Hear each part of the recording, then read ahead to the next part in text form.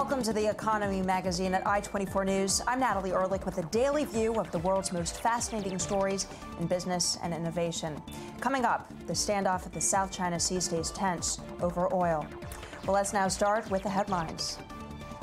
A number of positive tailwinds for the U.S. economy. The trade gap shrank 19% in April, the biggest decline in 6 years. During the first months of the year, trade weighed heavily on the economy, but in April, imports fell 3.3% to $230.8 billion. Exports increased 1% to $189.9 billion. The shift means trade may even drive U.S. GDP in the second quarter. On a similar note, the Federal Reserve on Wednesday said the U.S. economy grew between April and May. In its so-called Beige Book, a summary of comments from businesses across the country, the Fed concluded that the outlook is generally optimistic, signaling a rate hike could be on the horizon. Well, a deal between Greece and its creditors is set to be nearing. Greek Prime Minister Alexis Tsipras and the European Commission President Jean-Claude Juncker were able to agree on some aspects of a deal to help prevent a Greek default. The meeting ended in the early hours on Thursday, with Tsipras appearing satisfied with the outcome. We're very close in an agreement in the primary surpluses. That means that all the sides agreed to go further without the tough austerity measures of the past, and we believe that it's necessary to don't make the same mistakes, the mistake of the past. Staying in Europe, ECB head Mario Draghi on Wednesday said the Eurozone's recovery will broaden. His comments come after the bank left its key interest rate unchanged at 0.05%. The ECB expects inflation to stay low in the coming months thanks to lower oil prices, but inflation will likely tick up at the end of the year. Well, in other data released on Wednesday as well, Europe's employment outlook appeared brighter. The jobless rate fell to 11.1% in April, down from 11.2% just the month earlier. Brazil, meanwhile, hiked interest rates to their highest levels in more than 6 years on Wednesday, extending its tightening campaign. The central bank's monetary policy committee unanimously decided to raise its benchmark Selic rate by 50 basis points to 13.75%. Despite concern that steep borrowing costs would make an expected recession worse, the bank is acting aggressively to tame inflation, standing at an 11-year high of 8.2% in April.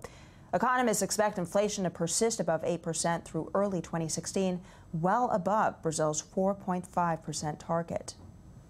And mainland Chinese shares closed at a 7-year high on Thursday, despite volatile trading just earlier in the day, sending stocks down as much as 5%. The Shanghai Composite finished up 0.8% at 4,947.1, its highest level since January 2008. Shares initially took a hit after more brokerages reined in on margin trading. Meanwhile, Hong Kong's Hang Seng continued its downward trend, ending 0.4% lower at 27,551.89. Well, moving closer to home, next week we will bring you highlights from the biggest annual gathering on global policy, business, and economics here in Israel, the Herzliya Conference at the IDC. Well, for a preview of what to expect, we are joined by one of the event's attendees, Sharon Kedmi, co-founder and CEO of Demeter AWE Holdings, a global consulting and investment firm providing assistance now to governments as well as entrepreneurs in the fields of agriculture, water, and energy. Well, thank you so much for being with us today. We do appreciate it. Thank you. Well, we do know that in developed countries, such as the United States, obesity is a huge problem, but in developing nations all across the world, especially in Africa, starvation is a major challenge. Why is there such a gap, and how can we close it? First of all, we need to understand that the world's threat is not what everybody thinks of: wars, cars, pollution. It's practically dinner. You need to grasp the notion that by 2050, we will need to double the production of food that we produced up to now from the creation of civilization. That's needless. We will need to feed 2 billion people more. It's a huge number, and what we have today is actually not enough. There are some action that can be taken, naming a few. First and foremost, we need to freeze the agriculture footprint. I'll give you an example. Today we use land the size of South America to feed livestock, for instance, or the size of Africa to grow crops. It's huge. We need to stop it. We need to freeze it, deforestation, and so on and so forth. This is.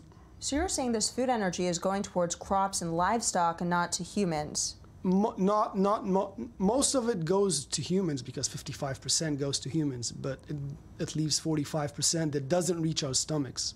For instance, 36% is used to feed livestock.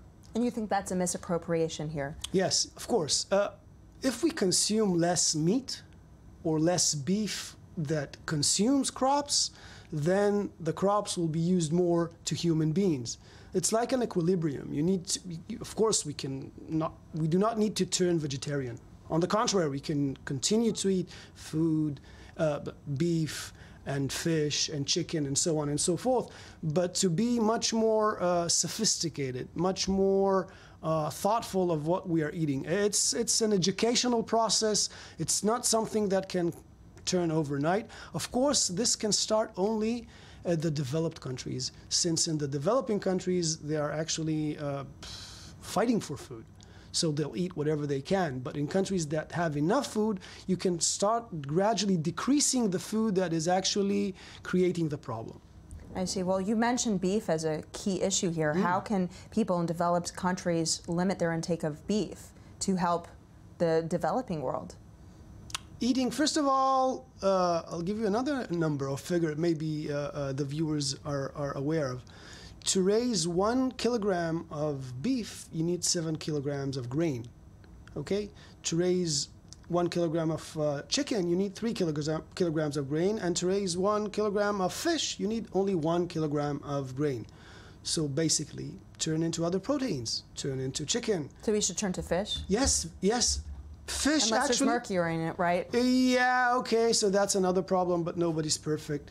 But the world is turning not turning into fish, but turning to fish. Fish will be the next protein in the coming years.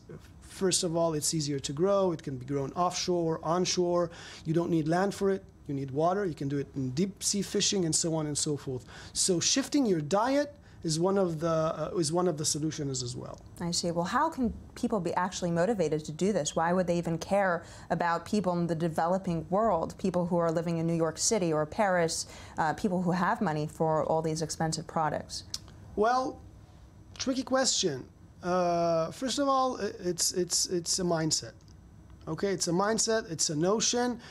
I don't think that 50 years ago people really cared about smoking, and you would fly in an aircraft and people will sit beside you and smoke. And today you do not smoke. What happened? Nothing happened really. People are the same people and people still smoke.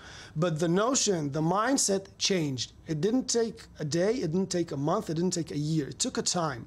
It will take time as well here. It's education, and it should come starting at the developed countries and then spill over to the developing. Well, let's speak about this on the business level here. I mean, corporations, what is their incentive to limit this? I mean, they're looking to make a profit here, so how can governments, and of course you advise governments as well as entrepreneurs and businesses, how can you provide any kind of incentive for them not to try to exploit the consumer and also this divide here, because it actually suits them?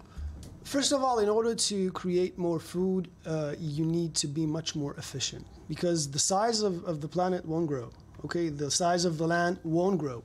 We have the same size, the same plots of land, and we need to produce much more food, much more efficiently. That means technology, that means innovation, that means a lot of more money invested, a lot of more money that can be made out of growing food from less portions of land. The corporations, the biggest one in the world, know that. It's also a mindset. It's also a sense of education. It's also something that will take time, because people and companies do understand the problem, and they understand that food today, actually, the price of food is high, and it's normal. All right. Well, thank you so much for your insight, Sharon Kedmi. Thank you. Thank you. Well, moving on now to at the heart of the conflict over the islands in the South China Sea is energy, and China is now estimating that the area could hold anywhere from 17 to 50 billion tons of oil. The South China Sea is at the center of a standoff between Washington and Beijing. At the heart of the dispute are fossil fuels, in particular the securing of oil imports. The United States accuses China of settling on islands disputed by other nations, including Vietnam, Malaysia, and the Philippines. But China says that its moves lie within its scope of sovereignty. Some people are intentionally and repeatedly hyping such topics. Their aim is to discredit the Chinese military and intentionally exaggerate regional tensions. The oil potential of these islands has the pressure turned up. China's estimates suggest that the region holds between 17 and 50 billion tons that can serve consumption needs for decades, though this leaves little regard for the warming climate due to the burning of fossil fuels.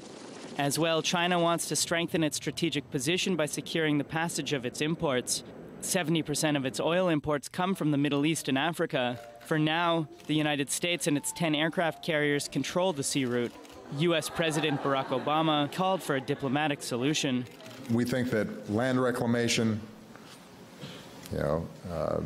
aggressive actions by any party in that area are counterproductive.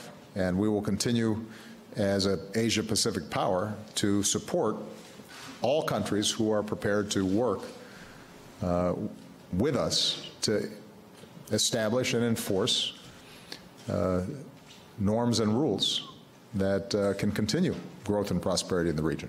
While Vietnam and Malaysia are building some presence in the South China Sea, Japan has been calling for a code of conduct. I hope that China and all the others involved will behave in a responsible manner. For example, the code of conduct for the South China Sea, this should be developed as soon as possible, and not just discussed, but realized through action. For now, no mediation has worked, and this conflict may last. China already operates an offshore platform just 120 miles from the Vietnamese coast, and there will be more crowding to come. And now for the news stories we didn't want you to miss. We are joined in studio by our very own Daniel Roth. Thanks for being with us as always, Daniel. So what do you have for us today? First, we're starting with The Guardian, carrying a story about Germany. Berlin is taking a big step with rent. So in certain highly desired areas in Berlin, they were seeing rents rise between renters. So when one renter would move out, another renter would move in, and landlords were raising the price 30 or 40%. So that sounds about normal, right? In a major city of the world, right? Like San Francisco, for instance. It's certainly San Francisco, New York, Tel Aviv, the places we know do this. Berlin's actually taking a step to curb this, though. They're saying that this cannot go above 10%, this kind of raise in prices. Basically, what they're saying is renting homes, the homes that one rents, should be thought of as homes and not commodities, first and foremost. So landlords, of course, in capitalist economies make money off the spaces they own. But what Berlin's saying is, hold your horses, slow it down. You can't make that much money. You're making life unlivable for people.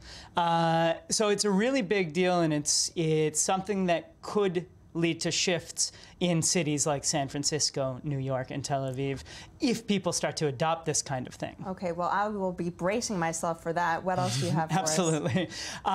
Joseph Stiglitz, Nobel laureate in economics, has come out and said the world needs a new tax system.